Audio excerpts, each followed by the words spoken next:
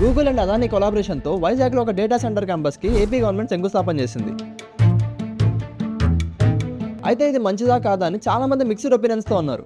మనం ఈ వీడియోలో ప్రొడిక్షన్స్ అయితే చేయొద్దు, బట్ ప్రపంచంలో ఆల్రెడీ ఉన్న డేటా సెంటర్స్ దగ్గర పరిస్థితి ఏంటి, అవి లోకల్ గా ఎన్ని జాబ్స్ క్రియేట్ చేశాయి, అండ్ అక్కడ లోకల్ గా ఉన్న వాళ్ళు ఫేస్ చేస్తున్న ఇష్యూస్ ఏంటి, అవన్నీ ఈ వీడియోలో క్లియర్ గా చూద్దాం. ముందుగా జాబ్స్ గురించి చూస్తే డేటా సెంటర్ అంటే ఒక నార్మల్ ఐటీ కంపెనీ కాదు. మన పర్సనల్ డేటాని లోకల్ కంప్యూటర్ ఆర్ ల్యాప్టాప్ లో స్టోర్ చేసుకున్నట్టే ఇంటర్నెట్ లో ఉండే యూట్యూబ్, ఫేస్బుక్, చాట్‌జీపీటీ లాంటి ప్రతి అప్లికేషన్ డేటా మొత్తం కూడా కంప్యూటర్స్ లోనే స్టోర్ చేస్తారు. మన పర్సనల్ డేటా కోసం ఒక కంప్యూటర్ సరిపోతే ఈ డేటా మొత్తం కోసం మిలియన్స్ ఆఫ్ కంప్యూటర్స్ కావాలి. ఈ కంప్యూటర్స్ అన్ని ఒకే చోట ఉంటే అదే ఒక డేటా సెంటర్.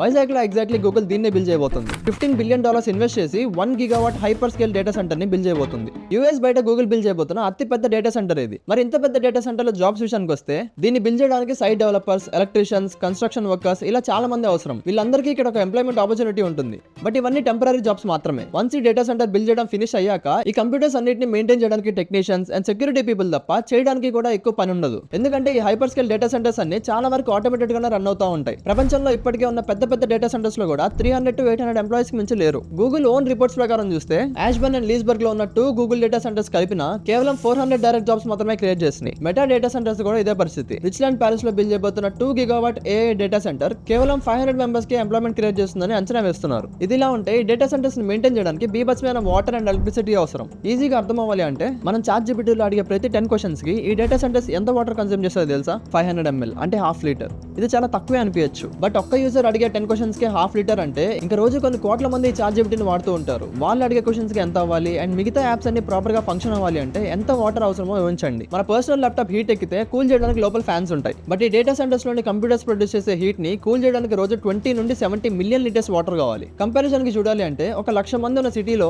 రోజు ఎంత వాటర్ యూస్ చేస్తారో అంత. వాటరే కాదు, ఈ డేటా సెంటర్స్ కంటిన్యూస్ గా రన్నింగ్ లో ఉండడం కోసం ఎలక్ట్రిసిటీ కూడా చాలా కన్స్యూమ్ చేస్తుంది. ఇందుకే చాలా countries like Ireland, Chile, Mexico, USA లో వీటి మీద చాలా వ్యతిరేకత వచ్చింది. చిలీలో ఉన్న వాటర్ రిసోర్స్ ని డ్యామేజ్ చేస్తుంది అని అక్కడ యాక్టివిస్ట్ ప్రొటెస్ట్ చేయడంతో గూగుల్ అక్కడ డేటా సెంటర్ పెట్టాలన్న ప్లాన్ ని విత్డ్రా చేసుకుంది. ఐర్లాండ్ స్టార్టింగ్ ఈ డేటా సెంటర్స్ కి చాలా సపోర్టివ్ గా ఉండేది. బట్ ఇప్పుడు ఐర్లాండ్ లో ఉన్న మొత్తం ఎలక్ట్రిసిటీలో 20% పైగా ఈ డేటా సెంటర్స్ కి వెళ్ళిపోవడంతో ఎన్విరాన్మెంటల్ సోషలిస్ట్ గ్రూప్స్ దీని మీద అదే పనిగా ప్రొటెస్ట్ చేయడం స్టార్ట్ చేశాయి. దీంతో డేటా సెంటర్ కోసం గూగుల్ పెట్టిన అప్లికేషన్ ని రిజెక్ట్ చేశారు. USA లో కూడా రీసెంట్ గా జార్జియాలో ఉన్న మెటా డేటా సెంటర్ వల్ల మంచినీళ్ళు కూడా మట్టిగా తయారవుతుంటే మీరు మానిటర్ చేస్తున్నారో లేదా అని అక్కడ వాటర్ అడ్మినిస్ట్రేటర్ ని క్వశ్చన్ చేశారు. This is the current drinking water in Morgan County, Georgia, right after a data center was constructed. అక్కడ దాకా కూడా అక్కర్లేదు. తెలంగాణలో ఉన్న మేకగూడలోని Microsoft data centre industrial waste ని లోకల్ లేక్ లోకి డంప్ చేస్తుంది అని అండ్ దీనివల్ల వాటర్ పొల్యూట్ అవుతుంది అని పిటిషన్ వేశారు. మరి ఇన్ని ప్రాబ్లమ్స్ ఉన్నప్పుడు దీనివల్ల ఏపీకి ఏం యూజ్ అని చూస్తే ఇన్వెస్ట్మెంట్స్. గూగుల్ లాంటి పెద్ద కంపెనీ ఇక్కడ ఇంత పెద్ద మొత్తంలో ఇన్వెస్ట్ చేస్తే మిగతా కంపెనీస్ కూడా ఇక్కడ ఇన్వెస్ట్ చేసి ఒక స్ట్రాంగ్ ఎకోసిస్టమ్ ఫార్మ్ అవడానికి ఛాన్స్ ఉంది. ఎందుకంటే ఆర్టిఫిషియల్ ఇంటెలిజెన్స్ రాబోయే రోజుల్లో ఇంకా పెరుగుతుంది తప్ప తగ్గదు. గూగుల్ అఫీషియల్ ప్రెస్ స్టేట్మెంట్ ప్రకారం లోకల్ రిసోర్సెస్ ని యూజ్ చేస్తుంది కాబట్టి లోకల్ కమ్యూనిటీస్ కూడా హెల్ప్ అయ్యేలాగా అండ్ వాటర్ ని కూడా సేవ్ చేసేందుకు ఇన్వెస్ట్ చేస్తామని చెప్తుంది. దీంట్లో భాగంగానే water ATMs and reverse osmosis plants ని బిల్డ్ చేస్తామని చెప్తుంది. ఈ ప్లాన్స్ ఉప్పు నీళ్ళని ఆర్ మురికి నీళ్ళని మంచిగా మార్చి డేటా సెంటర్స్ లో కూల్ చేయడానికి పనికొచ్చేలా చేస్తాయి. ఇంతేకాకుండా గూగుల్ దగ్గరలో ఉన్న water resources and ground water ఇంకిపోకుండా జాగ్రత్త తీసుకుంటామని చెప్తుంది. లోకల్ పీపుల్ స్కిల్ డెవలప్మెంట్ కోసం ట్రైనింగ్ కూడా ప్రొవైడ్ చేస్తామని చెప్తుంది. అయితే ఇప్పటిదాకా చెప్పినవన్నీ స్టేట్మెంట్స్ ఆర్ జస్ట్ ఇలా చేస్తామని చెప్పినవే. ఎంతవరకు ఫాలో అవుతారు అనేది ఫ్యూచర్ లోనే చూడాలి. వీడియోలో ముందు చెప్పిన ఐర్లాండ్, చిలీ లాంటి చోట్ల కూడా కంపెనీస్ ముందు ఇవే చెప్తూ వచ్చాయి. కానీ లాస్ట్ కి వచ్చేసరికి వాటిని ఫాలో అవ్వకపోవడం